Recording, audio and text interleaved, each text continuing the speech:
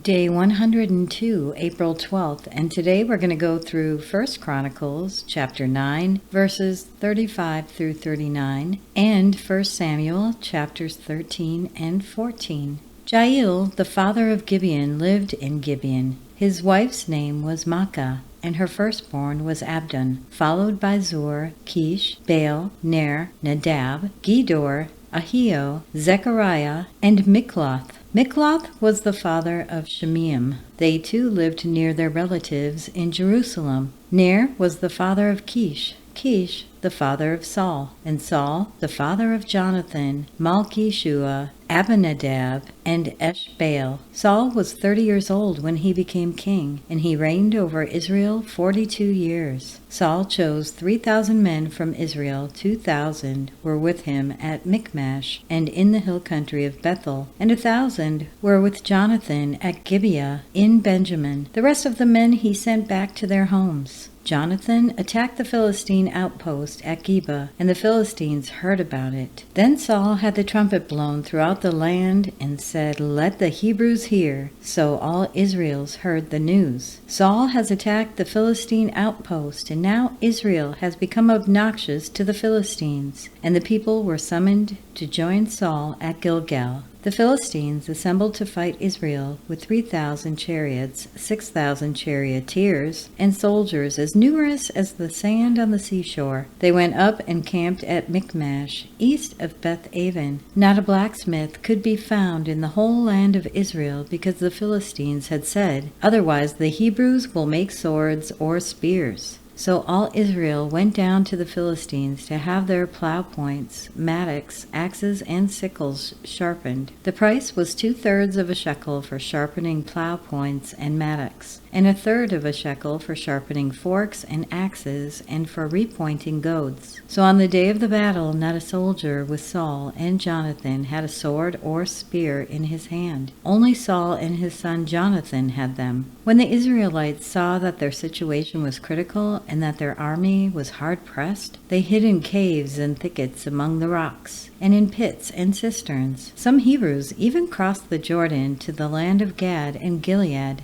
Saul remained at Gilgal, and all the troops with him were quaking with fear. He waited 7 days, the time set by Samuel. But Samuel did not come to Gilgal, and Saul's men began to scatter. So he said, "Bring me the burnt offering and the fellowship offerings." And Saul offered up the burnt offering. Just as he had finished making the offering, Samuel arrived, and Saul went out to greet him. "What have you done?" asked Samuel. Saul replied, "When I saw that the men were scattering, and that you did not come at the set time, and that the Philistines were assembling at Michmash, I thought, now the Philistines will come down against me at Gilgal, and I have not sought the Lord's favor. So I felt compelled to offer the burnt offering." "You have done a foolish thing," Samuel said. "You have not kept the command the Lord your God gave you. If you had, he would have established your kingdom over Israel for all time. But now your kingdom will not endure. The Lord has sought out a man after his own heart, and appointed him ruler of his people, because you have not kept the Lord's command." Then Samuel left Gilgal and went up to Gibeah in Benjamin, and Saul counted the men who were with him. They numbered about 600. Saul and his son Jonathan and the men with them were staying in Gibeah in Benjamin, while the Philistines camped at Michmash. Raiding parties went out from the Philistine camp in 3 detachments. One turned toward Ophrah in the vicinity of Shual, another toward Beth-horon, and the third toward the borderland overlooking the valley of Zeboim, facing the wilderness.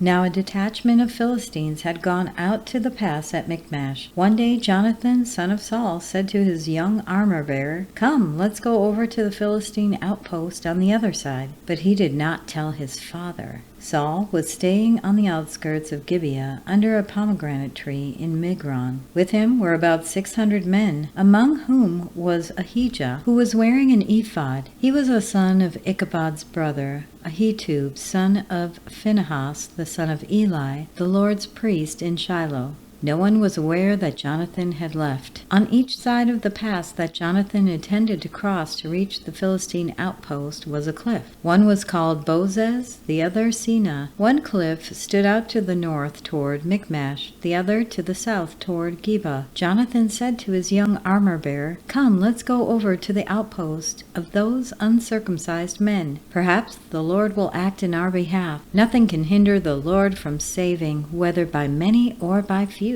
"Do all that you have in mind," his armor-bearer said. "Go ahead. I am with you, heart and soul." Jonathan said, "Come on then. We will cross over toward them and let them see us. If they say to us, 'Wait there until we come to you,' we will stay where we are and not go up to them. But if they say, 'Come up to us,' we will climb up, because that will be our sign that the Lord has given them into our hands." So both of them showed themselves to the Philistine outpost. "Look," said the Philistines, "the Hebrews are crawling out of the holes they were hiding in." The men of the outpost shouted to Jonathan and his armor-bearer, "Come up to us and we will teach you a lesson." So Jonathan said to his armor-bearer, "Climb up after me. The Lord has given them into the hand of Israel." Jonathan climbed up, using his hands and feet with his armor-bearer right behind him. The Philistines fell before Jonathan, and his armor-bearer followed and killed behind him. In that first attack, Jonathan and his armor-bearer killed some 20 men in an area of about a half an acre.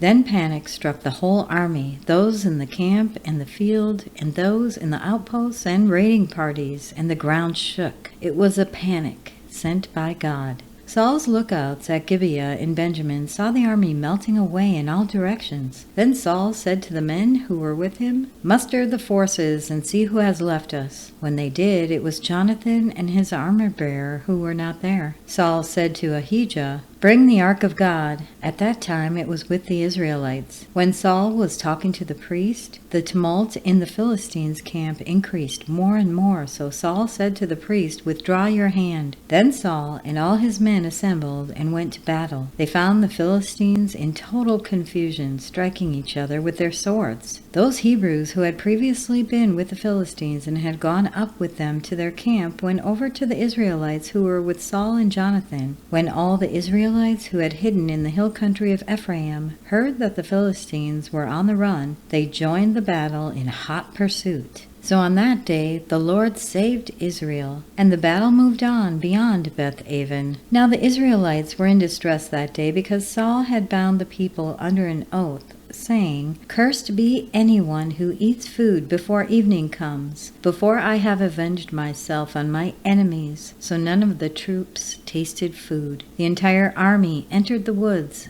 and there was honey on the ground. When they went into the woods, they saw the honey oozing out, yet no one put his hand to his mouth, because they feared the oath. But Jonathan had not heard that his father had bound the people with the oath, so he reached out to the end of the staff that was in his hand and dipped it into the honeycomb. He raised his hand to his mouth, and his eyes brightened. Then one of the soldiers told him, "Your father bound the army under a strict oath, saying, 'Cursed be anyone who eats food today.' That is why the men are faint." Jonathan said, "My father has made trouble for the country. See how my eyes brightened when I tasted a little of this honey? How much better would it have been if the men had eaten today some of the plunder they took from their enemies? Would not the slaughter of the Philistines have been even greater?" That day, after the Israelites had struck down the Philistines from Michmash to Aijalon, they were exhausted. They pounced on the plunder, and taking sheep and cattle and calves, they butchered them on the ground and ate them, together with the blood. Then someone said to Saul, "Look,